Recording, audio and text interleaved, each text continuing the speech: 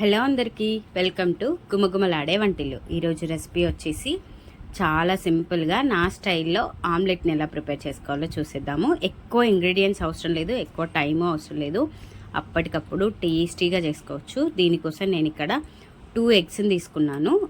మీరు కావాలి అంటే ఎక్కువ కూడా తీసుకోవచ్చు, బట్ నేను ఇక్కడ 2 ఎగ్స్తో చూపిస్తున్నాను. ఒక 2 ఎగ్స్ని ఇలా పగలగొట్టి బౌల్లో వేసేసుకోండి.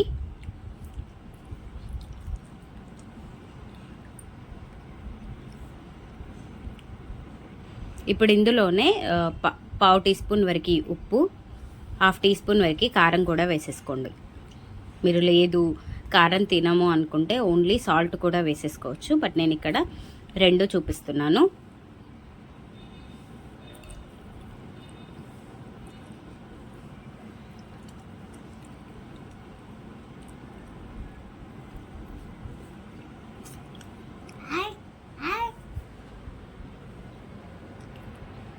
ఇప్పుడు దీన్ని విస్కర్తో కానీ బీటర్తో కానీ బాగా బీట్ చేసుకోండి. ఇలా బీట్ చేసుకోవడం వల్ల మనకి ఆమ్లెట్ అనేది ఫ్లఫీనెస్ వస్తుంది అనమాట. మనం ఎంత ఎక్కువసేపు బీట్ చేసుకుంటే మనకు ఆమ్లెట్ అనేది అంత బాగా ఫ్లఫీనెస్ వస్తుంది. అంటే మనం తక్కువ ఎగ్స్తో చేసినా కూడా మంచి ఫ్లఫీగా చాలాసేపు ఉంటుంది అనమాట. ఇక్కడ నేను బీటర్తో బీట్ చేస్తున్నాను, మీరు విస్కర్తో కానీ స్పూన్తో కానీ బీట్ చేసుకోవచ్చు. ఒక 5 మినిట్స్ పాటు బీట్ చేసుకున్నాము అంటే మనకి ఉప్పు కారము అన్నీ ఎగ్లో బాగా కలిసిపోతాయి అండ్ మంచి ఫ్లఫీనెస్ కూడా వస్తుంది ఎగ్కి.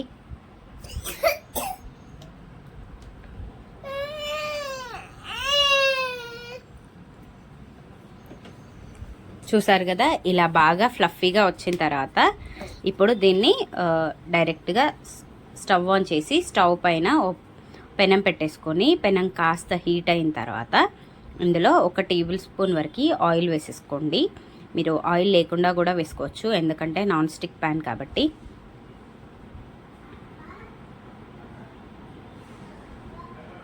ఈ ఆయిల్ కాస్త హీట్ అయిన తర్వాత మనం ఆల్రెడీ ముందుగా చేసి పెట్టుకున్న ఈ ఎగ్ మిక్స్ని కూడా ఇందులో వేసేసేయండి. మీరు కావాలి అంటే పైన నుండి ఆనియన్స్, గ్రీన్ చిల్లీ, అలాగే కొత్తిమీర అవన్నీ వేసుకోవచ్చు, బట్ నేను ఇక్కడ ప్లెయిన్గా చూపిస్తున్నాను. అయినా కూడా టేస్ట్ అనేది సూపర్గా ఉంటుంది. మనకి కారం అనేది ఉండలు కట్టకుండా అంత కలిసినట్టు లేకుండా చాలా సింపుల్గా చాలా టేస్టీగా వస్తుంది. ఇలా మనం ఎగ్ అంతా వేసేసుకొని మూత పెట్టి లో ఫ్లేమ్లో ఒక 2 నుండి 3 నిమిషాలు మగ్గనివ్వాలి.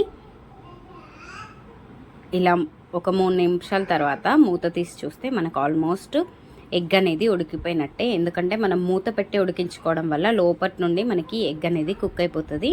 ఇప్పుడు దీన్ని సెకండ్ సైడ్ కూడా టర్న్ చేసేసుకొని ఇంకో 2 మినిట్స్ కుక్ చేసుకున్నాము అంటే మనకి ఫ్లఫీ ఆమ్లెట్ అనేది రెడీ అయిపోయినట్టే. పప్చార్లో కానీ ఏదైనా ఎప్పుడైనా స్నాక్ తినాలి అనుకున్నప్పుడు ఇలా క్విక్గా చేసేసుకోండి, చాలా టేస్టీగా ఉంటుంది. అండ్ మధ్యలో మీరు ఈ ఆమ్లెట్తో పాటు సైడ్కి ఆనియన్స్, పచ్చిమిర్చిని నంచుకొని తింటే సూపర్ టేస్టీగా ఉంటుంది. చపాతీలాగా మీరు నైట్ టైం డిన్నర్లోకి కూడా ఇలా ప్రిపేర్ చేసుకోవచ్చు. ఒక 2 ఎగ్స్తో మనకి నైట్ డిన్నర్ అనేది కంప్లీట్ అయిపోతుంది. చూసారు కదా, ఇలాంటి సింపుల్ అండ్ టేస్టీ రెసిపీస్ కోసం గుమగుమలాడే వంటిల్లు ఛానల్ని సబ్స్క్రైబ్ చేసుకోండి. ఈ వీడియో కనుక మీకు నచ్చినట్టయితే మీ ఫ్రెండ్స్కి, రిలేటివ్స్కి షేర్ చేసి మీ ఫీడ్బ్యాక్ని నాకు కామెంట్ సెక్షన్లో కామెంట్ చేయండి. Thank you for watching.